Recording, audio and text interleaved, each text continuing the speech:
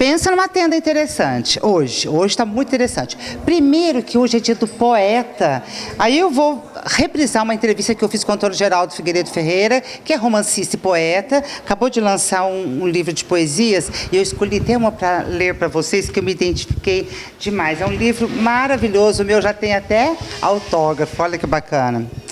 Ele fala muito claro, né, sobre a pandemia, ele foi produzido e lançado agora. Olha aqui.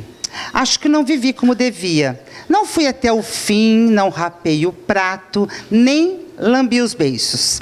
Da noite fui levando pianinho demais. E mais, escondi a chave das gavetas. Ouvi umas canções, sim, mas não me levantei para dançar. Não disse o que pensava com todas as letras. Fingi opiniões. Contei a verdade além da conta e o que fez muita gente torcer o nariz. Bem feito, porque não fiz nada bem feito. Nem morri direito. Fica agora com a entrevista, né? O reprise da entrevista do Antônio Geraldo Figueiredo Ferreira. E acredite, esse livro está imperdível. Então eu gravei as perguntas e ele vai me responder lá da biblioteca dele. A gente vai fazer uma edição, a Brendinha vai fazer uma edição bem bacana para vocês. A primeira pergunta que eu fiz para o Antônio é: mais um livro, desta vez poemas como o primeiro, Antônio? Boa noite a todos. Queria agradecer aí a oportunidade de falar com vocês a respeito do meu novo livro, né? Sim, eu voltei à poesia. A poesia é uma espécie de laboratório da palavra. Na verdade, eu nunca a abandonei. Mesmo nos livros em prosa, a poesia aparecia muitas vezes como recorte do mundo. Eu sempre gostei de poesia. Eu acho que os prosadores poetas, eles levam vantagem em relação àqueles que apenas escrevem prosa.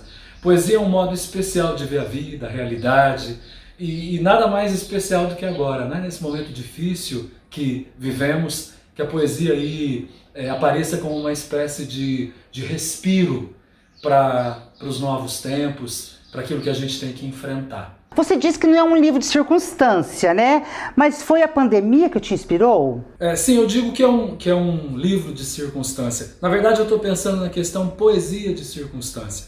Essa expressão ela é usada pela crítica literária numa referência àqueles poemas que se limitam a tratar de um aspecto específico do cotidiano.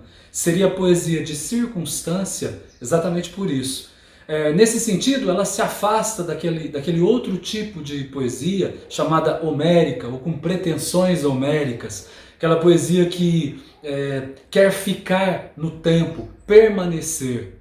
O modernismo brasileiro já tem um século, né? Ele trata dessa questão, da importância de se pensar os pequenos assuntos, o dia a dia, a vida das pessoas, nas pequenas coisas.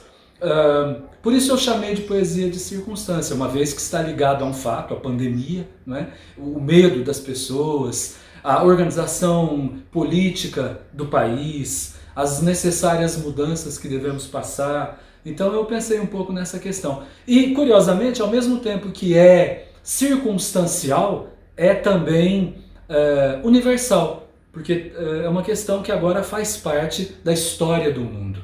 Então, poesia de circunstância por isso. É uma circunstância e não é circunstância. É universal e não é universal. Um pouco característica do modo de pensar a vida e a cultura brasileira. Nesse isolamento total que você está, você mais leu ou mais escreveu? E se você mais leu ou mais escreveu, o que exatamente, para dar de dicas pra gente? Durante a pandemia, na verdade, eu estou escrevendo um pouco mais. Eu estou terminando um romance, é um romance longo, e a editora já até está pedindo para publicá-lo. Entretanto, eu estou ainda cortando umas arestas, arrumando, né? Escrever é um exercício de reescrita constante, né? Esse romance vai se chamar Siameses, né? E vai ter mais de 1000 páginas, para vocês terem ideia. Então eu estou trabalhando todos os dias nele, voltando, escrevendo, reescrevendo. Quanto à leitura, né? Eu parei um pouco para escrever esse livro de poemas, né? Eu faço isso concomitantemente. Eu costumo escrever mais de um livro ao mesmo tempo, aliás, né? E prova é justamente esse que eu acabo de publicar. São poemas. Então eu me lembro de ter relido Manuel Bandeira. É o conselho que eu dou aí, a dica que eu dou para todas as pessoas. Reler Manuel Bandeira, que é um dos nossos grandes poetas. Por que o Bandeira? Bandeira, quando tinha 17 anos, foi diagnosticado com tuberculose, não tinha cura, disseram que ele ia morrer. E ele acaba então trocando todos os sonhos de vida dele, queria ser arquiteto, engenheiro, pela poesia. Para nossa sorte ele não morreu, né? E acabou escrevendo grandes livros de poesia. O que eu vou mostrar aqui para vocês é uma reunião de livros de poesia dele, fácil de encontrar, se chama Estrela da Vida Inteira. E um dos poemas, vou até ler um dos poemas para vocês, que eu reli antes de fazer o meu livro. Olha que beleza, olha. Pneumotórax, que é justamente para quem tem tuberculose, ou seja, quem acha que vai morrer. Pneumotórax, febre, hemoptise, dispneia e suores noturnos. A vida inteira que podia ter sido e que não foi. Tosse, tosse, tosse. Mandou chamar o médico. Diga 33. 33, 33, 33. Respire. O senhor tem uma escavação no pulmão esquerdo e o pulmão direito infiltrado. Então, doutor, não é possível tentar o pneumotórax? Não. A única coisa a fazer é tocar um tango argentino. Genial, Manuel Bandeira, fica a dica. Tem mais um livro, né, que saiu do forno para ser editado. Você podia falar um pouquinho para a gente sobre ele? Como eu disse anteriormente, não é? Eu terminei um romance. Na verdade, foi um romance que eu ganhei uma bolsa do Instituto Cultural Itaú para escrevê-lo. Entre 2015 e 2016. Desde então, eu estou retrabalhando, reescrevendo, né? Como eu disse, o trabalho da reescrita ele é fundamental. E tudo deve parecer que saiu de primeira. Ou seja, eu reescrevo para dar a impressão ao leitor de que aquilo é natural e que não teve esforço, não teve trabalho. Na verdade, escrever é um trabalho de muito esforço, pelo menos para mim. Mas sinto muito prazer em fazer isso. Quando a gente reescreve e procura melhorar o modo de dizer, isso é bastante gostoso, é um trabalho muito prazeroso.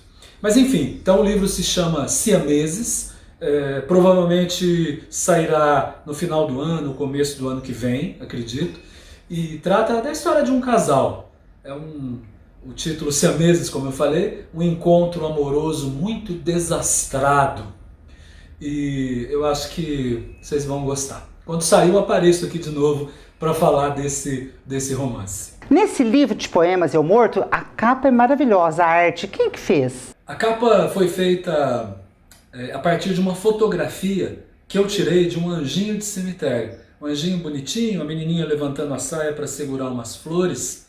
E eu aproveitei, né, ela levantando a saia, o título do livro vai por baixo. O que nós fizemos foi inverter a fotografia e torná-la uma espécie de negativo, o que é também importante para a ideia geral do livro, né?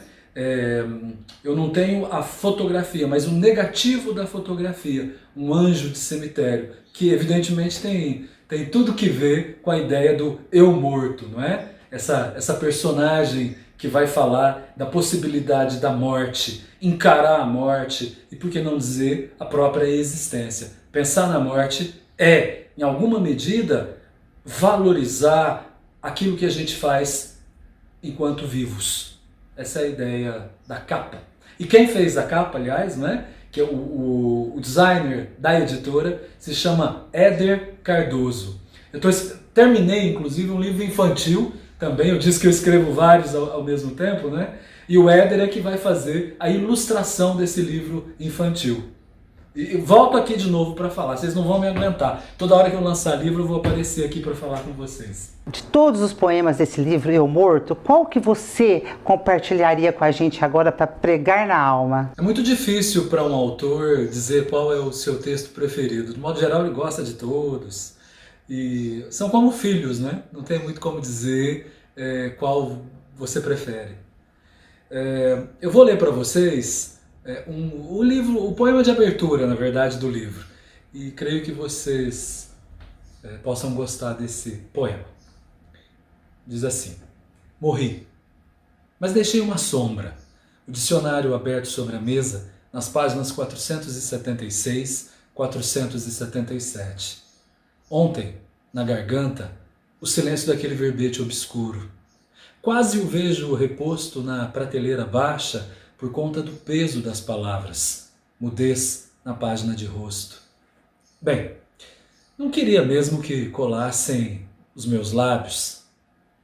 E a propósito, que palavra eu não sabia por último, hein? Obrigado a todos, agradecer aí. Que vocês comprem o livro, vocês vão se divertir. A alegria dos autores é que haja leitores e que eles possam ler, se divertir, aproveitar e que aquilo de algum modo ecoe na própria vida, na existência deles. E é muito bonito isso. Eles vêm, me procuram e dizem que parte gostaram, que texto, que poema. Essa é a alegria do escritor e esse é um pouco o modo pelo qual a literatura existe. Por isso, escrever fará sempre parte da experiência humana. Que vocês possam, então, compartilhar isso comigo, com vocês mesmos, com os amigos. Literatura é tudo para que a gente possa ser humano. Muito obrigado a todos, boa noite.